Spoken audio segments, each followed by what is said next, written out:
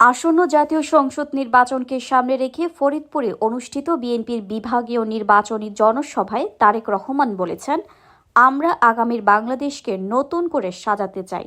প্রতিনিধি মাহবুব চিশতি জানান, দেশের উন্নয়ন ও জনগণের সেবা করতে চাই।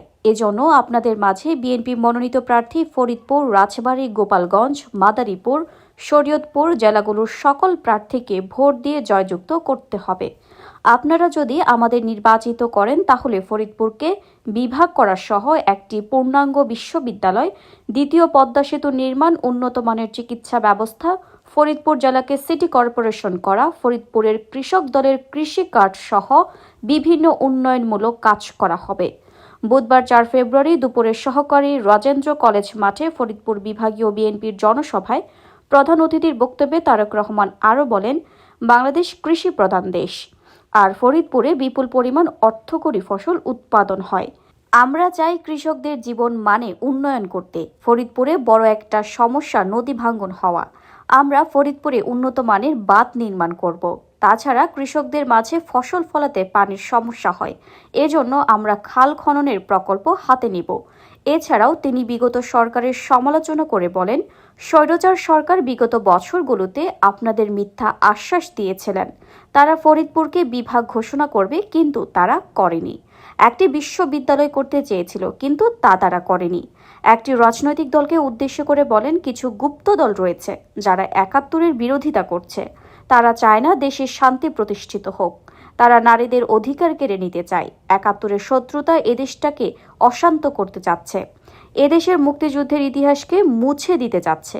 আপনারা যদি আমাদের ক্ষমতায় আনেন তাহলে এদেশের উন্নয়ন সহ শান্তি প্রতিষ্ঠা করা যাবে।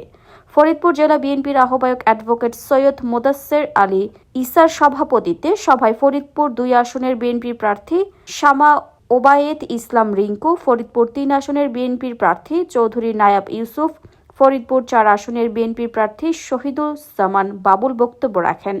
এ সময় ফরিদপুর, রাজবাড়ী, গোপালগঞ্জ, মাদারীপুর, শরীয়তপুর জেলার ১৫টি আসনের বিএনপি প্রার্থীদের পরিচয় করিয়ে দেন তারেক রহমান। আমি ভেবেছিলাম যে এত সমস্যা নেই, কারণ দীর্ঘ ১৭ বছর আমি দেশে থাকতে পারিনি। আমরা দূর থেকে শুনেছি প্রত্যেক এলাকায় বলে অনেক উন্নয়ন হয়েছে, কিন্তু যদি উন্নয়ন হয়েই থাকে তাহলে প্রার্থীরা কেন এত সমস্যার কথা বলল? তার মানে কি উন্নয়নের ফাঁকা বলেছিল এতদিন? তাহলে প্রিয় ভাই বোনেরা, এখন সময় এসেছে আপনারা যে অধিকার ফিরেছেন, যে অধিকার আপনাদের কাছ থেকে গত ১ যুগেরও বেশি সময় ধরে কেড়ে নেওয়া হয়েছিল, সেই অধিকার বাংলাদেশের মানুষ ফিরে পেয়েছে।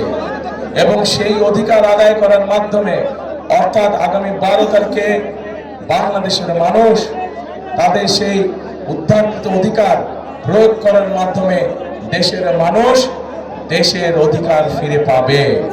কারণ আমরা যারা বিএনপি করি, আমরা বিশ্বাস করি যে এই দেশের বিএনপির সকল ক্ষমতার উৎস কারা? জনগণ হচ্ছে সকল ক্ষমতার উৎস, এবং এই দেশের প্রকৃত মালিক হচ্ছে জনগণ। কাজেই যখন দেশে জনগণের কাছে জবাবদিহিমূলক একটি সরকার থাকবে, জনগণের কাছে জবাবদিহি করতে বাধ্য একটি সরকার থাকবে, তখনই একমাত্র সম্ভব দেশের এলাকার মানুষের সমস্যার সমাধান করা। তখনই একমাত্র সম্ভব দেশকে সামনের দিকে এগিয়ে নিয়ে যাওয়া। প্রিয় ভাই বোনেরা, এই এলাকা একটি অন্যতম প্রধান সমস্যা হচ্ছে নদী ভাঙন।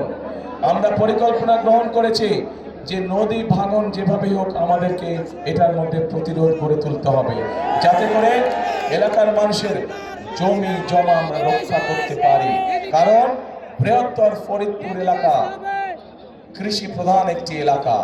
এই এলাকায় পাট শিল্প আছে, যে পাট শিল্পকে যদি আমরা সহযোগিতা করতে পারি, এই পাট শিল্পের সাথে লক্ষ লক্ষ কৃষক ভাইরা জড়িত আছে, এবং এই পাট শিল্পকে সহযোগিতা করার মাধ্যমে একদিকে যেরকম কৃষক ভাইদের সুবিধা হবে, একইভাবে আমরা দেশকেও সামনে নিয়ে যেতে পারবো। এই পাট রফতানি করার মাধ্যমে, বিভিন্ন পাটজাত দ্রব্য রফতানি করার মাধ্যমে আমরা দেশে বৈদেশিক মুদ্রা অর্জন করতে পারবো। রায় ধানের শীষে ভোট দিতে হবে। ধানের শীষ নির্বাচিত হয় ইনশাআল্লাহ পর্যায়ক্রমিক ভাবে যেই প্রতিশ্রুতিগুলো, আপনাদের যেই দাবিগুলো আপনারা উপস্থাপন করেছেন, আপনাদের সরকার, বিএনপি সরকার ইনশাল্লাহ সেগুলো বাস্তবায়নের কাজে হাত দিতে পারবে। প্রত্যেকটি এলাকার জনগণের এবং এলাকার সমস্যার কথা বলেছে। এনারা যেই সমস্যার কথাগুলো বলেছে, আপনারা কি সেই সমস্যাগুলোর সাথে একমত? কি ভাই, সকলে একমত? সকলের হাতে আমি দলের পক্ষ থেকে ধানের শীষ তুলে দিয়ে গেলাম। 12 তারিখ পর্যন্ত এদেরকে আপনারা দেখে রাখবেন। নির্বাচিত হলে পরে ইনশাল্লাহ 13 তারিখ থেকে এদের দায়িত্ব হচ্ছে 24 ঘন্টা আপনাদেরকে দেখে রাখা।